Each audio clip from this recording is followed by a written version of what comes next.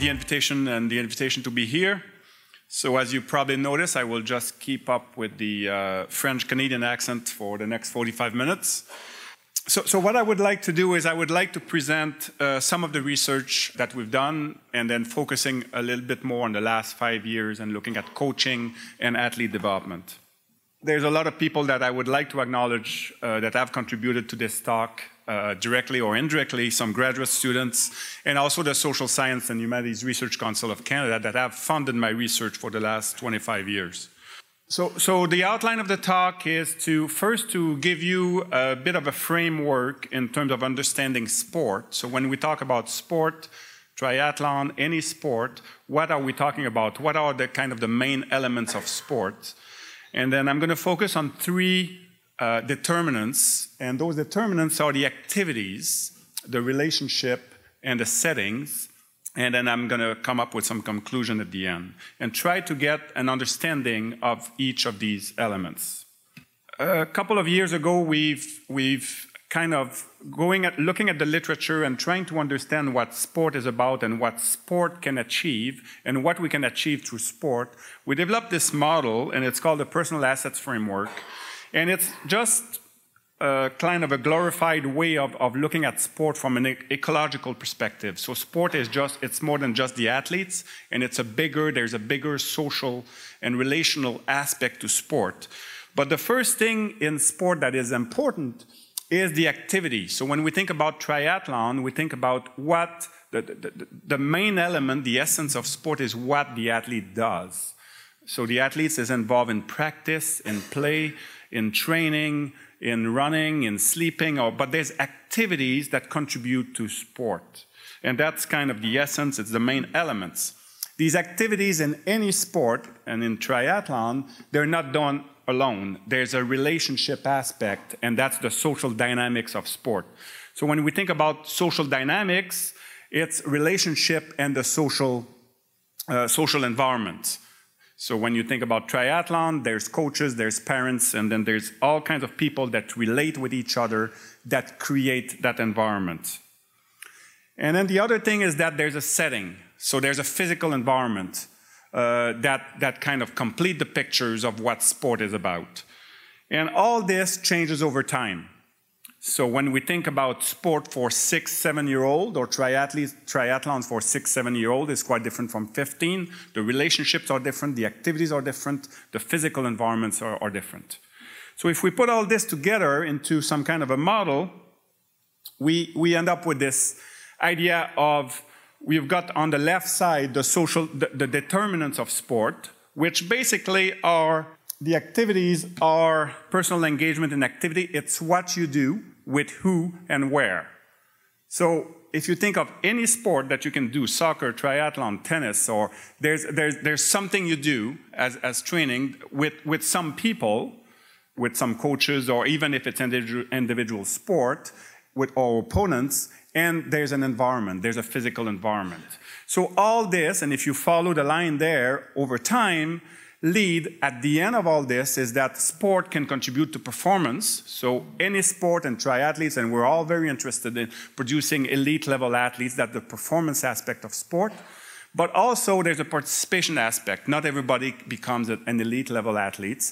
So we want to try to increase the participation level in terms of physical activity through sport. And the third element is personal development. So that's the third P of sport. And we know through sports, a lot of research, that sport is a wonderful place for children, for youth, for adults to develop personal assets, personal skills, personal development. So responsibilities and leadership and quite a bit of research, but it could go the other way also, again, depending on the determinants. So that's kind of the long-term objectives of sport. And if you see in the model here, in the middle, there's the 4 C's. So competence, confidence, connection, and character. And those comes from the developmental psychology literature, and basically they're a way of visualizing or telling us about what are the most short-term outcomes of sport. So I would like you to think about a season. What do you want to achieve, or what do we want to achieve with a season? We want to increase skills, we want to increase training, but we also want to increase confidence, and we want to connection and athletes that relate well with each other, with their coaches, with their parents, and character. So practicing sport, practicing triathlons with integrity and compassion. And that's, to me, the first two things there. That's what coaching is about. Coaching should not be about the long-term objective, but it should be more about developing that confidence, those competence, those connections, and the character through the 3 determinants. So what I'm going to do is I'm going to talk about the determinants. I'm going to go through each of those gears and tell you a little bit about the research and what do we know about each of those gears in terms of development. So the focus is more on developmental athletes, on youth, more than elite level performance. And so the first one I'll talk about is activities. What do we know about activities that would lead long-term to performance, participation, and personal development, or on a shorter term to the 4 C's. So in terms of personal engagement in activities, I think the model that I would like, and there's a lot of different ways to visualize or to see or to understand athlete development. And there is the long-term athlete development. In the literature, there's probably a dozen of different ways of looking at athlete development. I'm choosing this one because it's ours. And then also it's because it came from research, it emerged from studies instead of emerging from thinking about athlete development. But basically what we see here is you go from the bottom, you enter into sport at 5 or 6 years old. The age here is not that important, but it's on the left side and it goes up. And you can kind of come up with 2 different pathways. On the right side is the early specialization pathway. So you get into triathlon at 5 or 6, and that's all you do. You do a lot of practice, and you try to get involved. And then this has been kind of related to, and not in triathlon, but in certain sport, to, yes, it does work to produce elite level performance.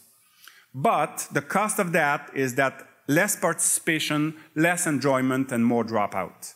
So more injuries and all these. So the early specialization pathways, we could say that some studies would show that it does have an effect, it does lead to elite performance. But a lot of studies also said that you could go to more on the left side to a sampling kind of environment that would also lead to elite performance, but also higher level of participation and higher level of personal development, enjoyment, and interest and motivation. So from the left side, the sampling years, what is that? Is that it's an environment during the early years of involvement in sport that involve play, not necessarily having a coach all the time telling you what to do, involvement in different sports, and also low level of deliberate practice or structured practice. And then from that, at 12, so that's kind of a minimum age, or 14, 15, 16 in the triathlon studies that we did, you can choose a pathway. And sometimes the pathway is chosen for you in terms of your abilities, but you can go to this idea of specializing in investment or more of a recreational pathway. 2 main ideas, very simple things about sampling, is diversity between sport and diversity within sport. Why should we ask young athletes to diversify between sport? The main idea here and the main thing that we have is that through diversity of different sport, by doing different sport, what we're doing is we're asking athletes to explore different skills. So if you're playing tennis, you're developing different skill, physical skill, than if you're doing triathlon or you're playing golf or you're playing soccer. The other very important thing to me, and one of the most important things, is that you're exploring different social settings. So when you think about the culture of triathlon and you think about the culture of golf or the culture of basketball, it's very different social environment, different types of coaching, different types of peers, different peer group, and those are all it seems to be very important things that kids need to explore to make a choice later on in life in terms of what do they prefer, what kind of environment do they prefer. Diversity of sport really focus on those 2 things. And what has been shown through many different studies, and not only in sport, but also in developmental psychology, is that exploration of these things would lead to the 4 C's. So exploration before specialization seems to be leading to athletes that are more confident, people that are more confident, higher level of self-esteem. So the 4 C's basically an interpersonal skill, being able to connect with other people, than being in only one environment as a kid.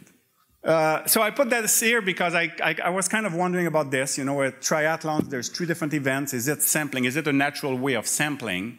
And I guess for me, it would be just because the performance of triathlons include those 3 different events. So the first thing is that learning different skills, really, it's not sampling, because you have to perform in cycling and swimming and running at the end of. But if those 3 events happen in different social settings, and if there's different coaches, and if it's done in kind of separate things, then it would allow the kids to explore different social settings, and they would be a bit, probably meet some of the criteria of sampling. So the diversity within sport, quickly on this, I think that's a very important thing to me, and there's those 2 axes that I would like to think about. So we're doing triathlon, we're in triathlon. How can I diversify within triathlon? How can I do things? And you can think about it in a way of, I can have very high adults involved, so coaches that are involved, or people doing things by themselves, the kids doing things by themselves. And you can do something in triathlon that is very driven to increase performance, extrinsic values, or very driven for immediate enjoyment. And that's what kids want very often from sport. So you could see those 2 axes, and then, you know, just as a way of visualizing this is that in the first axis, if it's very driven by adults for extrinsic value, you have a 10-year-old and you want them to be better when they're 15 or 21, that's very driven by adults, deliberate practice, structured practice, very organized practice, where you want to improve performance. And very often, that's how we see sport. That's the only way we see organized youth sport. But there's a lot of different other ways to different type of activities within a sport. And you can think, and I'm sure a lot of people do this in triathlon, you can think about coaches that maybe it's not the best way to improve skills, but they're coming up with different races, with different relay race, or things that are not necessarily the best thing, but it brings enjoyment, it brings some emotion and immediate satisfaction to the kids. So that's kind of the adults and intrinsic values. And then there's those activities that are led by the kids. And then we have this idea of deliberate play.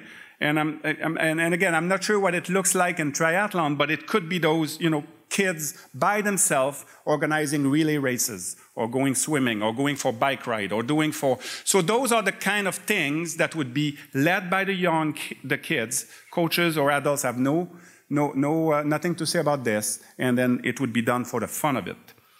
And then ultimately, you know, you want the kid to do it by themselves. So you don't, and they go and then they train by themselves. So that would be the youth athletes and done. So we call this spontaneous practice, or things that happen not necessarily in a driven pedagogical way by the coach. And then organized competition is somewhere in there. Alex talked this morning about, you know, evidence and level of evidence. The level of evidence when we talk about sampling and diversification is certainly not the best research design we can use, because what we're doing is we're trying to follow people for 15 years or understand their development. And so when we talk about research design, it's mostly retrospective data that has been collected and that shows how those transitions and how many hours you put in play and practice. But the thing that is convincing is when you look at the number of sport that has been, where the idea of play and diversification has been shown as important in the developmental years, then it becomes kind of convincing, because it's been repeated in different countries and different sport. And I think in 2005 we did this study with ultra-distance triathlon runner, and we saw that diversification between sport and elite. There was a group of expert and less expert triathletes in this study, started specializing at about 15, 16 years old. And you don't see differences. We didn't see differences between group in terms of hours of training before about 16, 17 years old. So why do we need to start, you know, and I'm sure that Russ will talk to us a lot about this afternoon. The idea behind sampling to me is and this is something that I've came across in the last year. It's a very important thing in terms of a very important concept, the concept of sampling in terms of interest development. And how do you develop interest into something? And you're triathletes, you have young kids, you have a youth program, you want to get them interested in triathlon so that they stay and invest and make the decision to invest. And I would like you to pick something that you're interested in. And it doesn't have to be, if it's something outside of triathlon, that'd be great. Like I'm very interested, I really like music, and I like music from across the world, and I collect music, and I like to buy CD and records, and I put things on iTunes, and every time I travel, I try to go to a CD store and get some music. And so how did that come up? How did that get interest? How did that interest emerge? Very much when I was an adolescent, when I was a kid, I had a group of friends that really enjoyed the music. The environment that I was in triggered that interest. So when you think about an interest you develop into anything in your life, usually the trigger point is the environment. There is something in your environment that triggered that interest. And then very often that interest, or there's a lot of things probably you got interested as a kid and it dropped. But there's this model of interest development where it starts by triggering situational interest. And those first two stages, although I won't talk about the first, I'll talk about the first two as situational interest. The environment really creates that interest. And I think it's important to think about it from a sport perspective. What do we do to create an environment that will get kids' attention, that will get kids to explore, that would get kids to challenge themselves and maintain that interest? And then, over time, that situational interest, if it's it develops into an individual interest, where and then, the stage 4 is a well-developed individual interest where there's a predisposition to engage in those activities. So for all of you who are triathletes or who are, even the weather does not, you still go outside, and that's not something that's going to stop you to go running or to do those things. So that's a well-developed individual interest. But if I'm at this stage of, well, I'm not even there, but I'm not a triathlete, but I'm, the situational interest, the cold weather would be something, no, I'm not going to run today because it's cold. So that would mark kind of somebody that is more in a situational interest, just the environment really create that thing. So I want to think of sampling as really looking at this, and then if we map this into the DMSP, well, really, what is the sampling environment gives us is to develop that situational interest, to really get the kids' attention, enjoyment, emotion, so that they like it, but it's really creating that environment so that they can move on and really develop the individual interest. And to me, sampling, that is the most important thing, more than the skill. More than the skill acquisition of different things and doing things. It is that psychological aspect, that really motivational aspect of interest development. So just a few things here. Why would sampling be associated with interest development?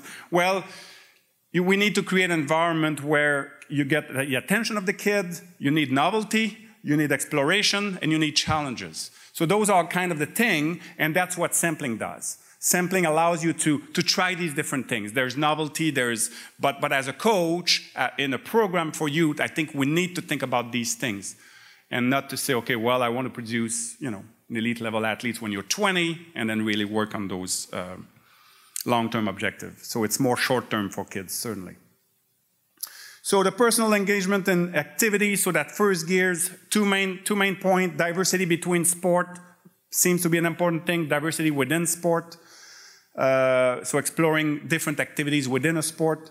And I'm going to go on this very quickly, but I was involved in a project with the NBA last year, where we came up with, so just those two principles, the principle of sampling, the diversity between sport, and what we can do with this. And I think the last thing we want to do is prescribe, prescribe certain things that would be applied to all sport. But what we did with basketball is we took those two those two principles, and then we designed guidelines for participation. And you can look at them, and you can look at you have the website at the bottom there. But basically, if we want kids to sample, we need to allow them to sample. Kids have other things to do than just playing sport. So we need to design our program so that we give them the opportunity to do that. So the way we did this in basketball, you see the progression here in terms of the game length, number of games per week, and practice length and number of practice per week. And you see that increasing over time and with age. And then there's so much research on sleep. You know, so when you start putting those hours into a week for kids, and then kids need to go to school and they need to do homework, but then you start to get a sense of, okay, what makes sense for me if I want the kids to diversify and to try other things in terms of number of hours. And then the last thing here is kind of maximum participation guideline. So that was the personal engagement and activities. I'll talk now about the relationship. Activities are great, and it's great that, okay, I think we've got a sense of what we need to do throughout development to achieve higher level of participation, performance, personal development. But if the dynamic, if the relationships, with the coach or with is not optimal, then things don't, the outcomes are not achieved. So when we think about the social quality, social dynamics, and this is the most recent research we've been doing, but we're looking at two elements here, the relationships and the social environment. I will talk about the relationship only, but it is the interactions that you have as coaches, or that we have as administrators with coaches or with parents and with kids. And that is a very important determinant of long-term participation and performance and personal development. So we can look at this that way in terms of the social dynamics. Lots of different ways, and I'm not going to present on each one, I'm going to focus, but there's a lot of relationship in sport. There's coach-athlete, athlete-coach, and athletes-athletes, and so lots of things to manage and to pay attention to. If we just look at coach-athlete relationship, we've done studies and we've done observation studies where we try to follow, we've done nothing with triathlons, but a lot in soccer, ice hockey, where we follow youth sport program for a year. We ask the kids to fill out a survey at the beginning of the season, at the end of the season, and we film the coaches' interaction throughout the season and observe their behaviors. And what we've seen is that when we look at a group of effective coaches where there's changes in the C's, and confidence, competence, it's not their professional knowledge that makes the difference. It's the interpersonal relationship that they're establishing with the kids. And that seems to be the thing. So when you think about coaching, there's a lot you need to know about triathlon and volume of training and all periodization and all these things that you need to know. And I think we have a system that teaches that quite well, or maybe probably not, but there's a lot of emphasis on that when we think about sport in terms of coaching certification. But there's very little on how do you communicate that to your athletes? How do you interact on a daily basis with your athletes so that they smile and they come back the next day? What we've seen is that coaching, it's not only about the what and the content of what I need to do, but it's a lot about the how. How do you interact? And we know that instruction is important. We know that giving feedback is important, but there's a lot of different ways of giving feedback and giving instruction. And that's what we were interested in. More of the interpersonal aspect. When you think about this, you can take a leadership approach, and the leadership approach we use is more of a transformational leadership approach to coaching. And this is a model, a full-range leadership model of leadership where you can have behaviors that are very effective as a coach or ineffective, and you are very engaged in the process of coaching as a leader, or you're not engaged at all. If you look at this here as a coach that is engaged and ineffective, you would have toxic behaviors. And again, you're probably sitting there and say toxic behavior sometimes work, maybe, but in the long term, it doesn't in terms of participation, performance, and personal development. So coaches that show a lot of anger, hostility, yell at kids, and so that's one style. Another style is to do nothing, laissez-faire. So basically, you're in practice, and don't mix that with observation, because in our studies, coaches observe a lot. But they do nothing, but they watch, and then they intervene based on what they see. The laissez-faire will be more you're on your phone and you're doing things that has nothing related. You're very distracted from the environment. So ineffective, not engaged. Neutral, that's where we see most of the coaches engaged. So basically, there's no tone, there's nothing. Practice, okay, you do this, you do that. There's absolutely nothing in terms of emotion, in terms of but it's very, very flat in terms of intervention tone. Then there's that transactional leadership. So if you do this, this is going to happen.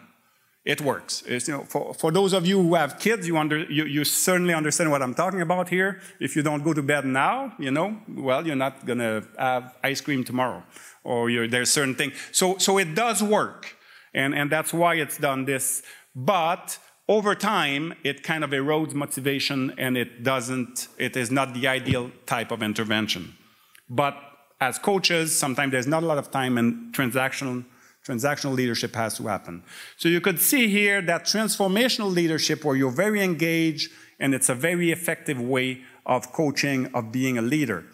There's a lot of other types of theories of leadership that I could put out there, authentic leadership. There's a lot of different ways but transformational leadership is kind of the theory that have been used mostly in a lot of different other areas, and that I've shown where there's a lot of studies that have been done using this. So why transformational leadership? Because as coaches, probably what we want to achieve is develop athletes into future leaders. We want them to be autonomous.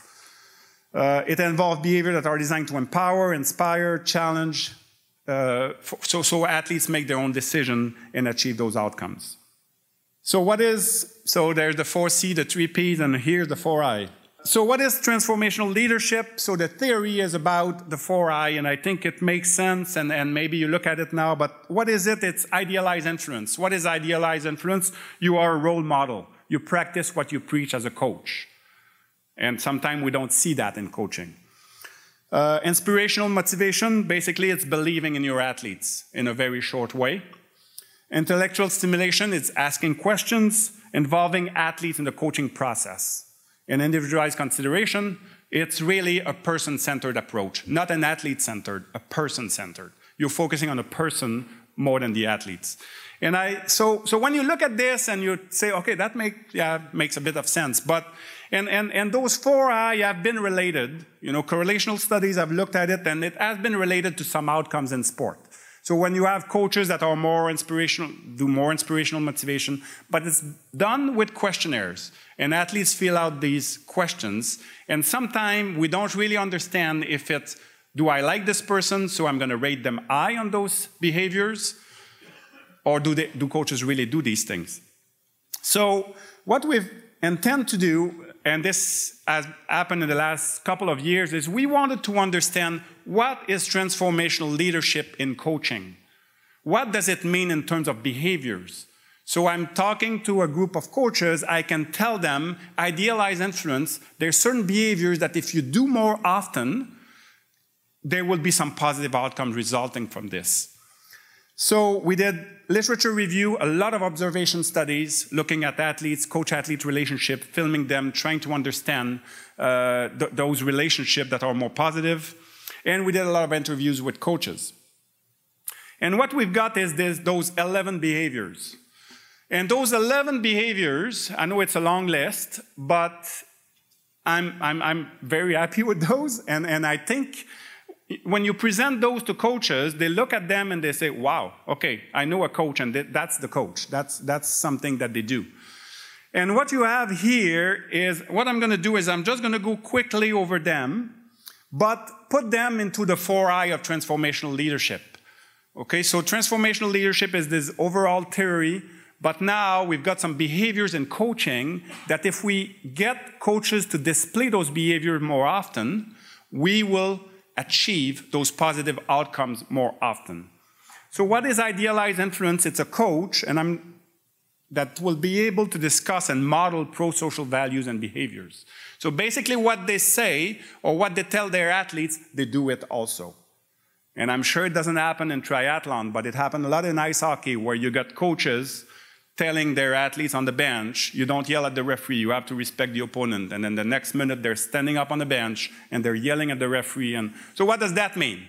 You know, you're 13, 14-year-old sitting on the bench. My coach tells me to do something, but I'm doing something else. So that's the pro-social values and modeling those. And I think you can think, you ask your athletes to come on time for practice. Well, do you as a coach do that too? The next one I think is an important one, and I want to talk about it a little bit because it came up as something that seemed to be very important, is being able to show vulnerability and humility. You know, how many of us don't make any mistake anytime? But apologizing for those mistakes. And coaches that are able to do that, a drill doesn't work or something doesn't work today in practice or in training, but able to tell the kids, it's not your fault, I think it's me, because I think I did something here where, you know, we have to refocus, we have to.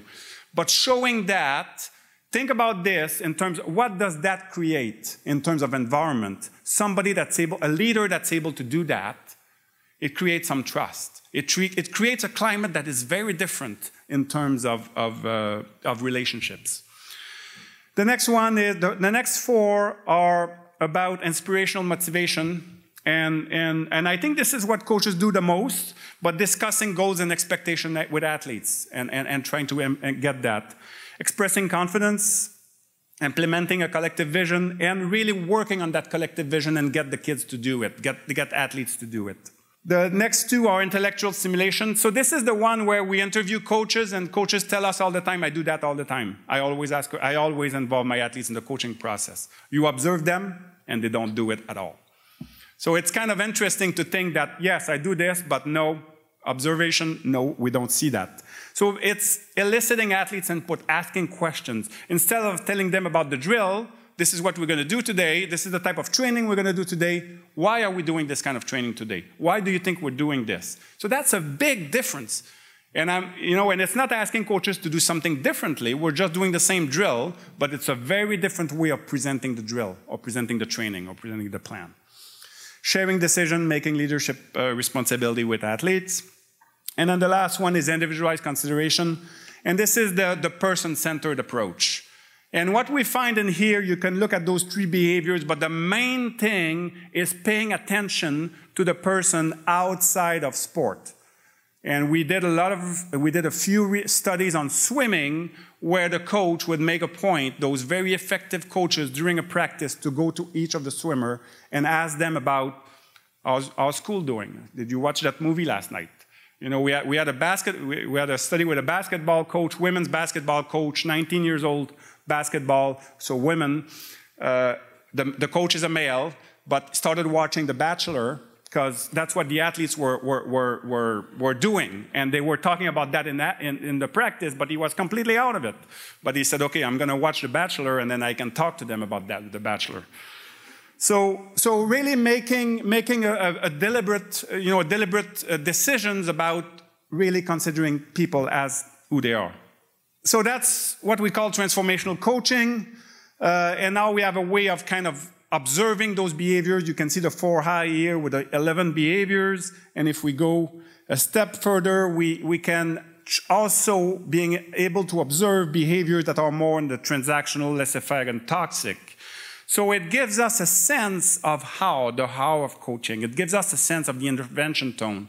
How do coaches do? So a lot of research on coaching focus on content. But now we got a sense, we can get a sense of how these things are done.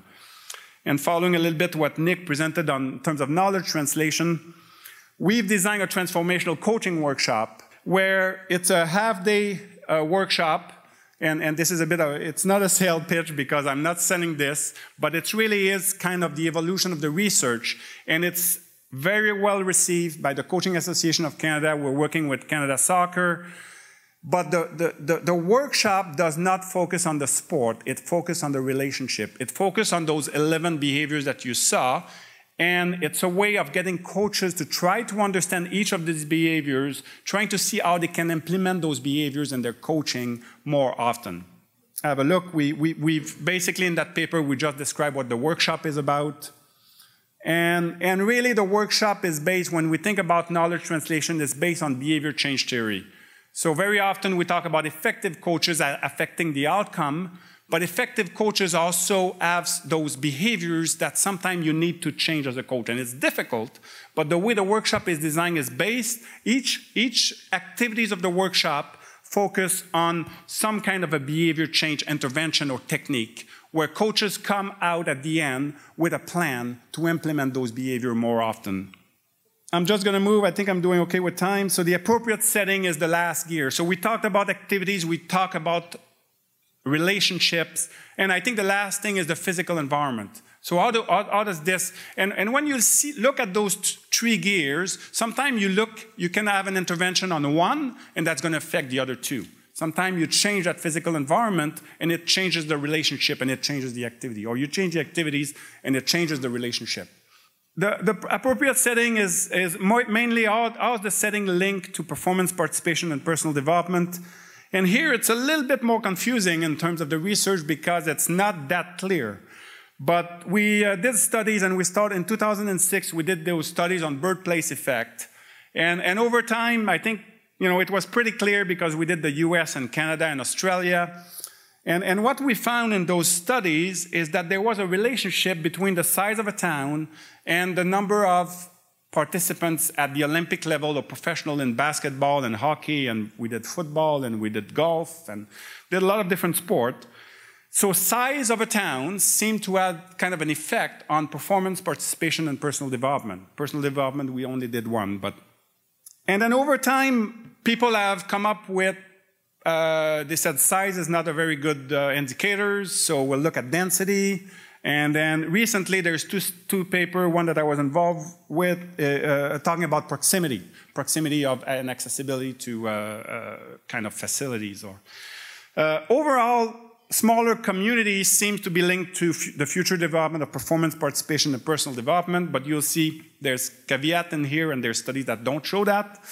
Less dense community would be linked to performance, and then proximity in Ireland and in Norway, proximity to a high-performance club, not Norway, sorry, Denmark, proximity to a high-performance club in soccer was linked to higher level of performance, so more development of elite players. So when you look at this and you say, okay, well, what does that all mean?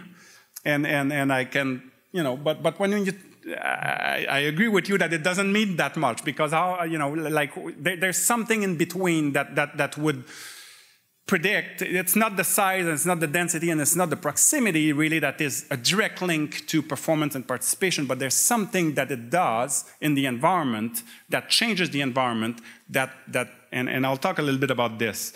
But size, density, proximity are kind of three things that we can work with, that we can change in the environment sometime. Mixed support, so studies that have shown no relationship between size, density, and proximity. So how do we make sense of this data? Well, I think one way that I want to look at it is looking at the physical environment more as a proxy variable that really affect relationship and activities.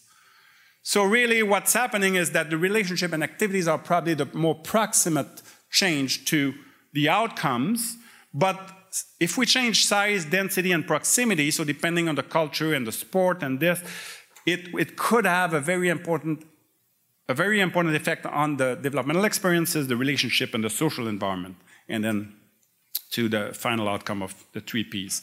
I just want to give you an example of this. Just think about a class of 3 people where you teach or you coach 3 people in a physical, in person, or you teach a class of 30 people online. You can be very successful teaching that class of 30 people online, but teaching that class of 3 people, so size, density, proximity, are kind of more obvious there. It changes the type of things you're going to do, and it changes the type of relationship you're going to have with the students or with your athletes. So again, you can be very successful in one, but I think we shouldn't discard the physical environment as having an impact or could have an impact on relationship and activities. So I'll finish with some summary and conclusion. The personal asset framework, so basically what I did is I looked at those 3 gears and how it affects kind of the intermediate outcome and the more final outcomes. So So personal engagement in activities, the physical determinants or the task determinants of performance, participation, and personal development. I think the message here is the facilitation of diversity between sport. Exploring different sport would have an effect on interest and motivation and potentially skill, but it's less clear. And the promoting of play activities also is an important thing, and then the diversity within the sport and the novelty of tasks and drills that we do. Quality social dynamics. So I think the one thing to remember is this idea of transformational coaching, transformational leadership, those types of the how of coaching. And I think to me, again, those 11 behaviors, the 4I of transformational leadership and those 11 behaviors of transformational coaching, if we can get coaches to do that more often, we will create a change. And we are doing studies right now where we are looking at how our workshop could have an effect on those changes. And then finally, the appropriate setting. Again, it's not that clear. There's a lot of, it's very there's a lot of nuances we can, but we can probably play with size, density, and proximity as three things in the environment that we can change and that maybe could make a difference in terms of how we relate and the activities we give to our athletes. Thank you.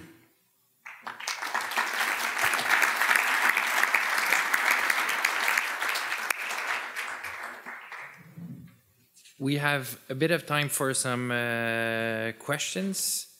Any questions from the room for Dr. Côté? You talked about relationship, the leadership model and the social dynamic. What's your opinion on a coach that would publicize, let's say on a Facebook page, the performance of the previous week practice or for everybody in a mixed setup, which means there's adults, there's younger athletes, all mixed all together. So what age group would that be? Oh, from 14 to 50 years old. So age groupers and younger athletes. Mm-hmm. I don't know if there's better people to answer that question. To me, I think, you know, if it's adults, it probably is fine. You know, because people can really deal with the concept, you know, seeing this and the kind of the social aspect of this. I think if it was kids under the age of 14, I think it would be a bit of a different story because I don't think they have the cognitive capacity to see not capacity, but the comparison between, that's what they would do right away. You know, they would compare themselves with others, and then it would probably have a big effect on their motivation, their self-esteem. And so, but I think adults would be well equipped to be able to make sense of that information. I think, to me, what is the goal of that? You know, what would be the goal of doing this? And, you know, if the goal, if you have a good reason to do it, sure, but if the goal is just to get athletes to compare each other, I'm not sure that it's very useful. I thought it was something for marketing publicity. Okay. My instinct would be not to do that, but I've seen it, and I was wondering what was your opinion on that? Yeah, I think to me, if it doesn't have any consequences in terms of selection, then it's probably fine.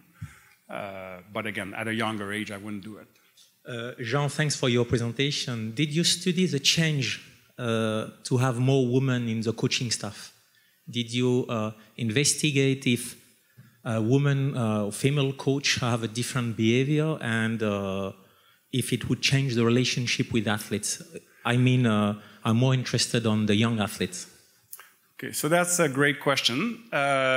We all know that there's not a lot of women in the coaching, especially youth sport and high performance. There's not a lot of women in high performance sport. So our studies really are biased towards men and towards men. So we don't have a lot of women in our sample and in our studies. So having said that, I think the transformational leadership literature, more with adults, show that women seem to have a more natural incline to be more transformational than men.